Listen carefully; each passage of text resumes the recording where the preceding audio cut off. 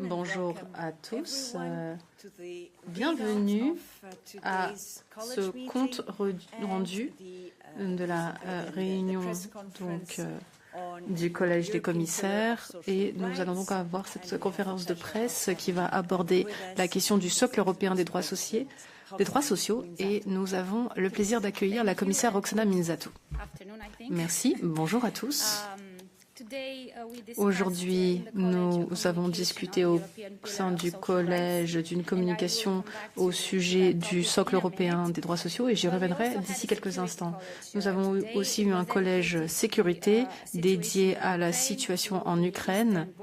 Nous avons abordé la question de la frontière orientale. Nous avons dressé le bilan des derniers faits, dernières nouvelles qui ont un effet sur la sécurité de l'Union européenne. Nous avons décidé d'établir un secrétariat du collège sécurité. L'idée, c'est de soutenir le travail entrepris par le collège des commissaires en matière de sécurité. Et nous avons nominé Ilka Saimi, qui sera chef du secrétariat du collège sécurité. Monsieur Saimi est directeur général adjoint pour le bien-être et la sécurité au sein des ressources humaines. C'est un rôle qu'il va maintenir en plus des fonctions qui lui seront dévolues en tant que chef du secrétariat du collège sécurité.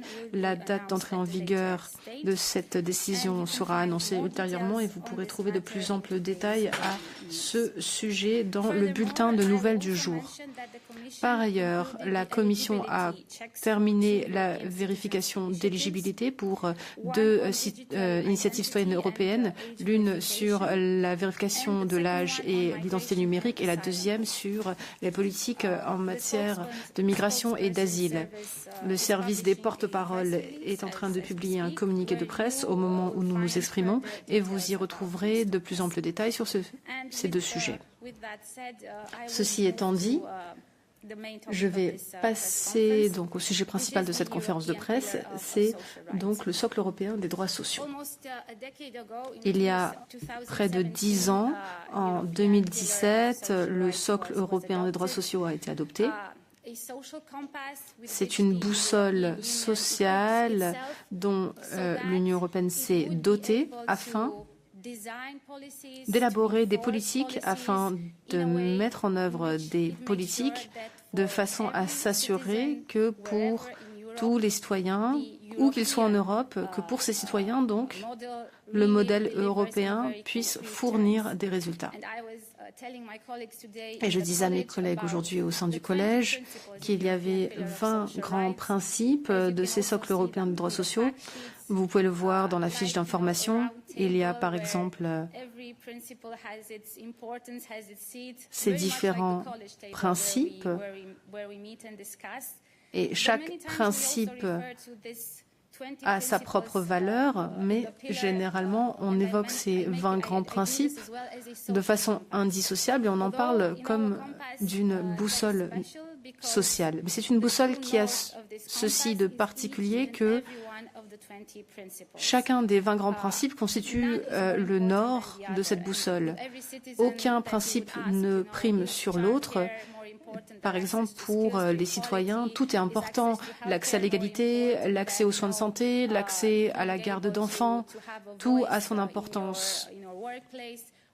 Pouvoir s'exprimer sur le travail, par exemple, c'est aussi un principe qu'il faut préserver, mais qui n'a pas vocation à l'emporter sur d'autres principes. Donc nous sommes à près de 10 ans après l'adoption de ce socle. Donc le moment est venu de dresser un bilan et de voir ce qu'on peut améliorer et comment être paré pour l'avenir afin de s'assurer que notre modèle social continue d'être pertinent et continue d'être préservé et exprimé dans le quotidien des citoyens. Bien sûr, ce n'est pas toujours facile d'en parler parce que les temps ont changé depuis 2017. D'un point de vue économique, d'un point de vue de sécurité, d'un point de vue de géopolitique. Et il est juste que nous souhaitions préserver les droits sociaux et qu'on souhaite protéger les citoyens à l'heure où nous traversons une phase de turbulences multiples. Nous avons des défis sécuritaires mais aussi des problèmes de coût de la vie. Il y a la question de l'accès au logement, la question des factures d'électricité. Les citoyens ont de plus en plus l'impression que nous sommes dans une société de plus en plus inégalitaire et donc nous devons bien admettre que les défis ont changé et cette boussole sociale doit continuer d'informer nos choix politiques, nos choix budgétaires et doit continuer d'informer nos choix, nos décisions prises au niveau politique. Alors, je souhaite donc vous parler de ce que j'ai dit au sein du collège. Je souhaitais parler des réussites que nous avons engrangées au niveau de l'Union européenne, et ce dans un laps de temps très resserré, et c'est grâce au socle européen des droits sociaux. Et grâce au sommet d'il y a 5 ans, en 2021, grâce au plan d'action et grâce au soutien politique que nous avons pu obtenir dans les 3 grandes directions du socle. Et donc, nous souhaitions vous parler de ces réussites, par exemple en matière d'égalité et d'opportunités, la directive aussi vis-à-vis de la transparence des rémunérations. Donc, au 7 juin, une échéance est passée et nous souhaitons donc que cette directive soit dûment transposée au niveau des États membres. Il y a aussi la question de la directive sur les salaires minimaux. C'est un instrument qui nous permet de lutter contre la pauvreté au travail. C'est une situation qui est rencontrée dans de nombreux secteurs, dans de nombreux pays européens. C'est trop souvent le cas dans une Europe qui pourtant se targue de ses normes sociales. Parfois, même les travailleurs sont pauvres et n'arrivent pas à boucler leur fin de mois. On s'est intéressé aussi à la garantie pour l'enfance. En termes de protection sociale, c'est aussi un pilier très important. Nous avons lancé et nous continuons à améliorer cette garantie pour l'enfance. C'est un instrument de premier plan pour lutter contre la pauvreté. Est-ce que c'est suffisant? Non. Mais c'est un bon instrument à notre disposition. Nous devons renforcer cet instrument et nous allons donc détailler les modalités de ce renforcement. 1 million d'enfants ont bénéficié d'un repas scolaire grâce au financement que nous avons débloqué et c'est donc un jalon important qui a été atteint. Il y a aussi la directive sur le travail sur plateforme et ici on a souhaité s'intéresser aux conditions de travail des travailleurs de plateforme. Donc il y a un certain nombre de réussites qui ont été engrangées, mais pourtant il faut faire mieux. Il y a des points sur lesquels on doit concentrer notre attention. Donc il y a 3 grandes directions. Premièrement, il s'agit donc d'en faire plus en matière d'abordabilité pour s'assurer qu'on lutte contre les problèmes rencontrés par le citoyen qui fait face à un certain coût de la vie. Deuxièmement, il y a l'incidence des nouvelles technologies, notamment les retombées de l'IA générative, de l'intelligence artificielle, et il y a donc des technologies qui sont disruptives dans le monde du travail. Et troisièmement, il y a une lutte qui doit être plus efficace contre l'inégalité. Et vous le verrez dans la communication, il y a un certain nombre d'initiatives qui sont très concrètes. Mais je vais m'attarder sur 2 initiatives. L'une des plus importantes, c'est l'activation, on l'appelle ainsi, je sais que c'est un terme un peu technique, c'est l'activation de ceux qui demeurent exclus du marché du travail. Le coût de la vie a beaucoup augmenté, mais il faut aussi s'intéresser aux revenus du citoyen européen moyen. Ici, il y a une réalité qu'il faut prendre en compte, mais il faut une action plus décisive aux côtés des États membres en respectant bien sûr le principe de la subsidiarité et avec la base juridique idoine. 50 millions d'Européens ne sont pas sur le marché du travail. Parmi ces 50 millions, 33 millions sont des femmes. Ce ne sont pas des personnes qui sont au chômage. Elles ne figurent pas dans les chiffres du chômage. Ce ne sont pas des personnes qui cherchent un travail. Pour des raisons qui sont diverses et variées, chaque contexte est différent. Ces personnes n'estiment ne pas pouvoir travailler, ou en tout cas, il y a tellement d'obstacles qui font qu'elles ne peuvent pas accéder au marché de l'emploi. Quand je parle de ces 50 millions de personnes qui ne sont pas sur le marché de l'emploi, 33 millions d'entre eux sont des femmes, et ce sont souvent des mères célibataires. Ce sont souvent des mères, quand on parle de parents célibataires, et vous verrez que ça a été repris dans notre proposition relative à l'activation. L'idée, c'est de savoir qu'est-ce qui empêche ces femmes de participer au marché de l'emploi dès qu'elles ont des enfants. Peut-être qu'elles estiment qu'elles ne peuvent pas vraiment revenir à leur emploi. Qu'est-ce qui leur donne l'impression qu'elles ne peuvent pas poursuivre leur carrière? Qu'est-ce qui fait qu'elles sont exclues de ce monde du travail? Et on a beaucoup parlé de cette garde des enfants, des soins à l'enfant. Il faut une garde d'enfants qui soit accessible pour les femmes dans le domaine de la recherche, dans le domaine de l'agriculture, quel que soit le domaine d'activité des femmes. C'est nécessaire. Il faut un système de garde d'enfants. Et donc, ce qu'on propose avec cette communication, c'est d'avoir une consultation des partenaires sociaux et l'idée, ce serait d'avoir une initiative européenne nous permettant d'activer donc ces personnes qui ne sont exclues du marché du travail, qui donc ne peuvent pas y accéder. Et l'idée, c'est de s'intéresser aux obstacles qui s'opposent à ce retour sur le marché de l'emploi. Comment identifier ces personnes qui sont exclues? Il faut pouvoir leur tendre la main. Il faut mieux combiner des services tels que par exemple l'accès à la formation, au perfectionnement des compétences, à la reconversion. Il faut un meilleur accès à la garde des enfants ou peut-être qu'il y a une situation d'une personne en situation de handicap. Donc c'est une personne qui pourrait travailler malgré son handicap. Mais si cette personne doit être accompagnée, il faut savoir quel est l'accompagnement dont elle a besoin. Donc un soutien juridique, il faut l'adaptation du lieu de travail, il faut aussi faciliter le processus de recrutement. Donc il y a différentes pistes de travail qui se dégagent. Il y a un certain nombre d'éléments à combiner. Par exemple, le fait de pouvoir continuer à bénéficier d'une prestation tout en continuant à travailler. Parfois, on est découragé parce que la prestation est plus généreuse que la perspective d'un emploi. Et donc, ici, c'est un obstacle qui doit être levé. Donc, on doit s'assurer qu'on ait les meilleures situations qui nous permettent de combiner le bon type d'intervention pour soutenir ces personnes à l'extérieur du marché de l'emploi afin qu'elles puissent accéder à un emploi de qualité.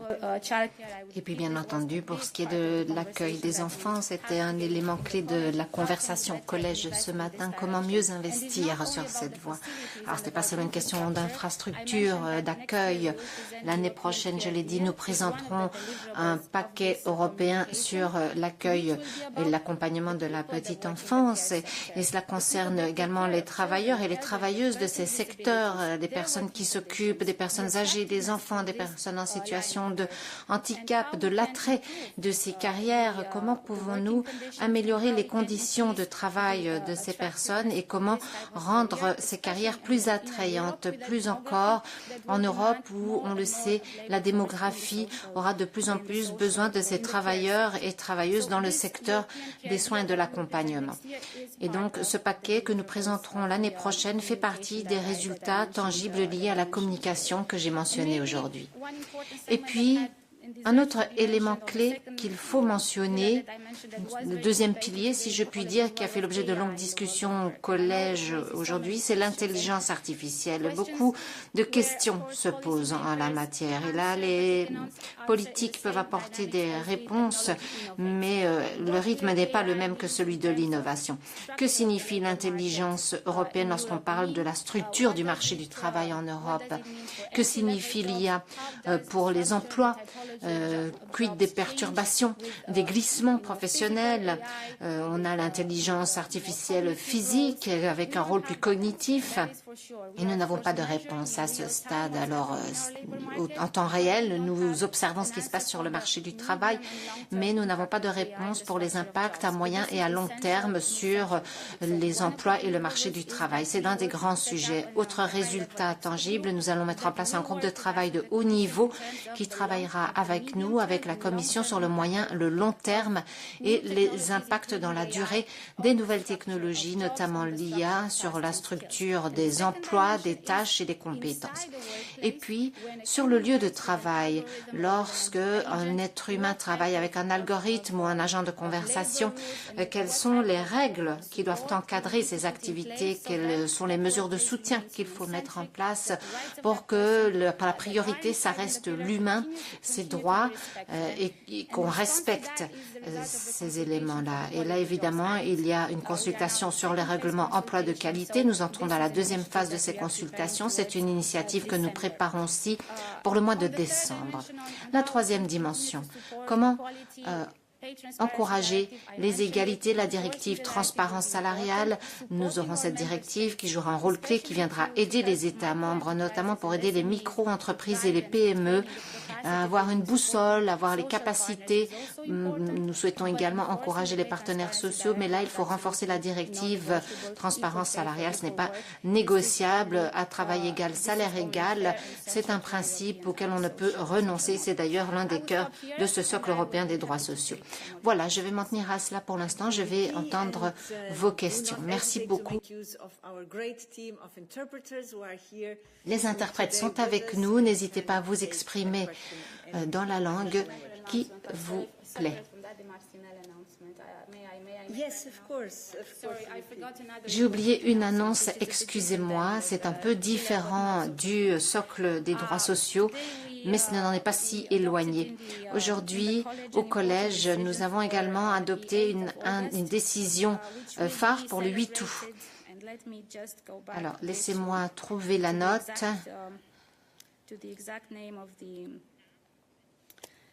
Le 8 août, donc, nous célébrerons la journée européenne de commémoration des victimes d'accidents au travail et pour la protection et la dignité des travailleurs et des travailleuses. C'est donc une journée clé. Le 8 août sera le symbole des commémorations de l'accident minier de Marcinelle en Belgique en 1956, le 8 août donc. 262 mineurs de 12 nationalités différentes ont péri. La plupart venaient d'Italie, ils étaient en Belgique pour trouver du travail et un avenir. Et pour saluer leur sacrifice, pour ne pas oublier l'importance de la protection des travailleurs et des travailleuses sur leur lieu de travail, l'importance de la dignité au travail, nous avons décidé de créer cette journée européenne de commémoration qui s'inscrit dans le droit fil d'une initiative lancée par le Parlement européen et les États membres. Alors, il n'y a pas que cela. Nous estimons aussi que les conditions de travail ont été améliorées, notamment en termes de santé, de sécurité depuis les années 50 et notamment 56. Mais il ne faut pas baisser les bras. Cette année est particulièrement marquante puisqu'il y a quelques jours, nous avons vu la tragédie nous frapper à nouveau. 6 travailleurs ont perdu la vie ici, sur un site de construction à Bruxelles. Nos pensées, évidemment, accompagnent les victimes et les proches des victimes de cet accident de travail. Et ceci, à nouveau, met en lumière l'importance de ce travail, l'importance de la santé et de la sécurité sur le lieu de travail. Voilà, c'était une annonce tout à fait pertinente et importante. Désolée de vous avoir interrompu avant de lancer les questions. Pas de problème, il n'était pas trop tard. Nous allons pouvoir entendre vos questions. Yes, please. Vous avez la parole. Hello, can you hear me? So I will accept Paula Pigno's suggestion to. Alors j'accepte la suggestion de Paula et je vais m'exprimer dans ma propre langue et je vais parler italien. La RAI. Pourquoi vous êtes-vous penché sur ces questions de sécurité aux frontières intérieures de l'Union européenne? Je sais que vous en avez beaucoup parlé au collège et je voudrais savoir pourquoi la création de ce secrétariat. Et puis je voudrais revenir sur l'identité numérique, la vérification de l'âge, mais aussi sur la question migratoire. Yes, oui. Le collège sécurité, ce n'est pas une première fois qu'on parle de la situation en Ukraine et notamment à la frontière orientale. Il y a des dynamiques qui se mettent en place et qui déterminent finalement le rythme des réunions et l'évolution de nos travaux. C'est aussi une situation qui nous pousse à faire le point ici en juillet à la moitié de l'année. C'est aussi une question de capacité à être prêt. Ce n'est pas la première fois qu'au Collège Sécurité, nous avons ces questions sur les frontières. Il y a toujours de nouvelles données qui nous arrivent, de nouveaux éléments, de nouvelles dimensions. Nous avons un collège sécurité également et un secrétariat sécurité pour le collège, justement parce que, comme vous l'aurez vu, nous nous réunissons régulièrement sous ce format. Je pense que c'est nécessaire de bénéficier du soutien d'un secrétariat et on va poursuivre sur cette lancée car il y a pas mal d'inquiétudes sécuritaires sur notre continent et la Commission européenne souhaite pleinement participer aux choix politiques qui seront faits en la matière.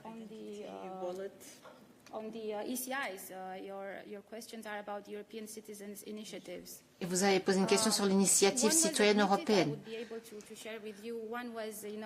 Alors, il y a eu une première sur les contrôles d'éligibilité des deux initiatives, une première initiative citoyenne européenne, ICE, portait sur les conditions grâce auxquelles vous pouvez avoir accès à Internet, vérification de l'âge. Ce sont des sujets qui ont fait l'objet de longues discussions en Europe. Les pétitionnaires, bien entendu, souhaitent un accès aussi libre et souple que possible à Internet, avec un minimum de restrictions. Bon, ce que je peux dire moi-même, et c'est le commissaire Šefčovič en charge du dossier qui a fait la présentation, c'est que cette initiative est considérée comme éligible et nous allons donc passer par les rouages de la procédure. D'un autre côté, il y a une autre initiative citoyenne européenne sur le fait de bloquer les flux migratoires en provenance de pays non occidentaux. Et ce, sur la base de critères tels que l'ethnie, la nationalité. Alors, ceci n'est pas éligible, ce n'a pas été admis, c'est une initiative qui ne sera pas enregistrée par la Commission, qui ne passera pas par les rouages de la procédure ICE, étant donné l'absence de fondement juridique.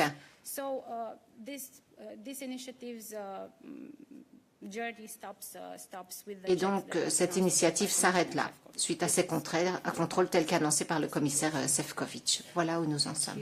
Merci. Y a-t-il d'autres questions? Oui, merci. J'ai une question sur le groupe d'experts de haut niveau IA. Est-ce que vous avez un calendrier quant à la création de ce groupe? Qui pourrait en faire partie? Et quel sera le résultat? Un rapport ou peut-être des actions concrètes qui feront l'objet de recommandations? Bon, à ce stade, je n'ai pas de calendrier ni de règles encadrant la sélection des membres. Simplement, de façon personnelle, je peux vous dire que nous nous sommes évidemment inspirés du groupe d'experts, donc du panel qui a épaulé notre présidente sur la sécurité des mineurs en ligne. Ça reste des sujets compliqués auxquels nous sommes confrontés aujourd'hui. Alors, certains de ces sujets peuvent bénéficier d'une expertise, d'une orientation à court terme pour d'autres sujets. Et je pense que c'est exactement la question pour l'impact de l'IA et des nouvelles technologies sur le marché du travail. Ce sont là des sujets qui ont besoin d'une réflexion plus approfondie. Il faut prendre le temps de la réflexion. Néanmoins, nous souhaitons malgré tout garder un rythme soutenu. Si l'on compare les dernières évolutions depuis 2024, lorsque nous avons entamé ce mandat et que nous avons beaucoup discuté de l'avenir du marché du travail, 2 années plus tard, les choses sont bouleversées, continuent de changer au jour le jour, à un rythme très très soutenu. Donc à ce stade, je n'ai pas encore de détails à vous annoncer. Tout va certainement se faire assez rapidement lorsqu'il s'agira de mettre en place ce groupe de haut niveau pour que nous puissions entamer les travaux rapidement. Bien entendu, c'est un effort qui bénéficiera des différents instruments et structures en place.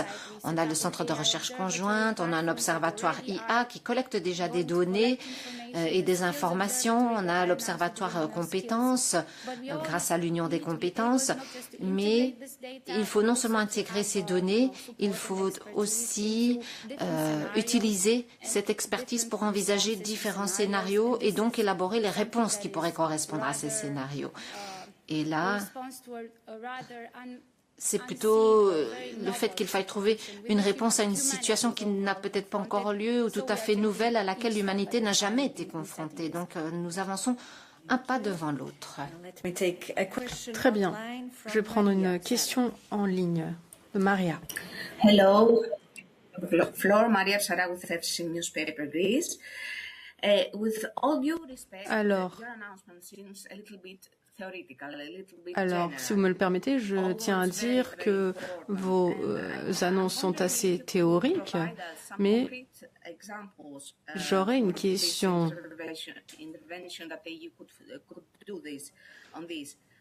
Quant aux interventions qui pourraient en découler, comment allez-vous prendre à bras le corps le défi du coût de la vie et le fait de venir en aide aux personnes en situation de handicap? Comment allez-vous envisager de travailler avec les États membres pour permettre à ces personnes de faire un retour dans le monde du travail? Permettez-moi de comprendre ce que vous avez en tête, comme ça je pourrais mieux communiquer à ce sujet. Oui, effectivement. Alors, la question de l'abordabilité. Donc cette crise de l'abordabilité revêt différentes nuances et chaque situation est unique. Certains ont du mal à rembourser leurs prêts, d'autres n'ont plus de revenus disponibles parce qu'ils sont au chômage. Dans d'autres cas, la part budgétaire du logement est trop élevée ou la facture d'électricité est trop élevée. Donc il y a différents scénarios en Europe. Ce qu'on essaie de faire dans cette communication, c'est de trouver une solution qui fonctionne pour les dizaines de millions d'Européens qui n'ont pas de revenus parce qu'ils n'ont pas accès à un emploi de qualité. C'est pour ça qu'on s'est intéressé au sort de ces 50 millions d'Européens qui sont exclus du monde de l'emploi et qui ne sont même pas à la recherche d'un emploi. Comment améliorer l'abordabilité si, dans un premier temps, on ne peut même pas aider nos citoyens à accéder à un emploi de qualité avec un salaire décent, avec des perspectives de carrière intéressantes. Et c'est pour cela qu'on a lancé la communication et qu'on a souhaité lancer un processus de consultation. Selon les traités, la consultation des partenaires sociaux est obligatoire. Le résultat pourrait être une directive, ça pourrait prendre la forme d'une recommandation, ça pourrait être une législation douce, une législation dure ou des mesures de soutien. Nous allons consulter nos partenaires sociaux afin de voir quelle est la meilleure forme d'intervention au niveau européen pour venir en aide aux États membres. Mais l'idée, c'est de constater qu'il y a un manque, qu'il y a une lacune. Nous avons un manque de services d'activation. Souvent, les États membres se concentrent sur les allocations au chômage ou sur le fait de dispenser des formations afin que certains puissent pourvoir un poste, mais des mesures de soutien parfois manquent à l'appel. Parfois, il n'y a pas de solution de garde d'enfants ou d'adaptation, de prise en charge d'une personne qui a un handicap léger. Donc, on a besoin d'un service qui soit plus efficace pour activer ces personnes. La nature du service concerné va être appelée à varier. Il peut y avoir une combinaison de différents services. Peut-être qu'une femme a 3 enfants et elle a un diplôme universitaire ou un diplôme du secondaire. Peut-être qu'elle va pouvoir perfectionner ses compétences, mais peut-être que ce qui la freine, c'est un manque de solutions de garde d'enfants dans son bassin d'emploi. Pour certains, l'idée aussi, c'est de pouvoir continuer à bénéficier de prestations si la personne fait face à une situation d'exclusion. Peut-être qu'il faudrait terminer la scolarité obligatoire, peut-être que la personne a besoin d'un service de garde d'enfants. Donc, vous pouvez le constater, il y a différents types de configurations envisageables. Peut-être qu'on peut aussi envisager une solution de formation professionnelle pour ceux qui souhaitent s'engager dans cette voie. Donc cette initiative qui porte sur l'activation va prendre la forme qui va nous être indiquée par les partenaires sociaux. Donc ça pourrait être de la législation douce, ça pourrait être des mesures de soutien. Quoi qu'il en soit, nous souhaitons travailler en bonne intelligence avec les États membres puisqu'il nous faut venir en aide à des millions d'Européens. Nous sommes face à un marché de l'emploi qui fait déjà face à des lacunes importantes et l'idée, c'est de permettre à ces personnes de contribuer à nos sociétés, de pouvoir accéder à un revenu. Ça va leur donner accès aussi à des solutions de retraite et parfois pour certaines femmes, eh bien, elles se heurtent de plein fouet à des problèmes d'inégalité hommes-femmes. Mais là, à l'instant T, je ne peux pas vous dire que cet instrument va ressembler à ci ou à ça. On est en train de recenser les problèmes d'activation, on est en train de répertorier qui va bénéficier de ce type de mesures et ensuite on demandera à nos partenaires sociaux de contribuer à l'exercice. À l'issue de la première phase de consultation, nous reviendrons vers vous, peut-être dans le courant de l'automne, et on va voir quelle direction prend ce processus. Comme vous le savez, nous avons un fondement juridique que nous devons suivre et que la Commission doit respecter. Si dès demain je pouvais vous soumettre à un instrument, je le ferai, mais nous devons respecter nos exigences juridiques. Donc, une approche en deux temps, vous l'aurez compris. Avons-nous d'autres questions sur le sujet? Donc, a priori, pas en salle, mais je vois qu'il y a des questions en ligne, mais pas sur ce sujet. Vincenzo Genovese, c'est à vous. Good morning, good afternoon. Yes. Bonjour. Donc, ce n'est pas au sujet de ce dont la commissaire parlait, mais Madame la commissaire, comme vous représentez la Commission aujourd'hui, j'aimerais savoir si la Commission a un commentaire ou une position vis-à-vis du fait qu'apparemment le président Donald Trump souhaite que le président de la FIFA, Gianni Infantino, devienne secrétaire général de l'ONU. Le collège n'a pas discuté de cette question. Comme vous l'aurez compris, tous les membres du collège étaient dans la salle sécurisée et n'avaient donc pas accès à Internet. Et donc, n'ont pas eu le temps de se pencher sur cette question. Alors, là, vous élargissez le débat. Donc, j'en profite pour rappeler que le football, c'est une question de fair play, d'esprit sportif et de performance. C'est un sport qui rassemble des millions de personnes et qui crée un sentiment d'humanité partagée, d'une passion en commun que nous partageons, de valeurs que nous avons en partage. Le football, c'est une très bonne chose et au-delà de ce constat, je dois dire que je suis étonnée du nombre de pistes que peut ouvrir le football. Mais je n'avais pas eu vent de cette nouvelle, donc je ne peux pas en parler. Nous n'avons pas parlé de ce sujet de toute façon. Une ultime question, hors sujet également. Gérard Folch. Online. Hi, hello. Thank you, Paula. No, I was wondering, Merci. Carlos Puigdemont, ancien président catalan, a introduit une plainte auprès de la Commission pour non-respect du jugement de la Cour européenne de justice concernant l'amnistie qui avait été décidée jeudi passé. Alors, question, la Commission peut-elle confirmer que vous avez reçu cette plainte et quelle est votre réponse aux avocats de M. Puigdemont? Oui, en effet, nous sommes au courant de cette plainte. On va vérifier, c'est ce que nous faisons.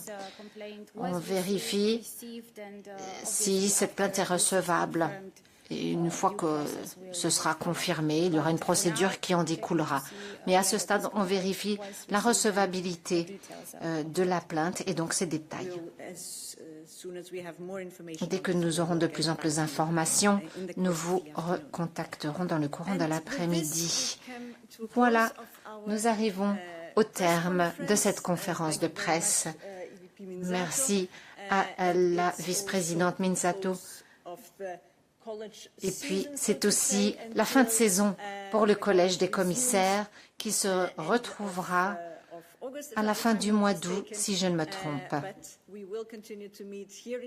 Mais on se retrouvera encore ici en salle de presse, déjà demain, pour le point presse de midi. Merci, Madame la Vice-présidente. Je vous souhaite à toutes et à tous une belle après-midi. Prenez bien soin de vous et de vos proches.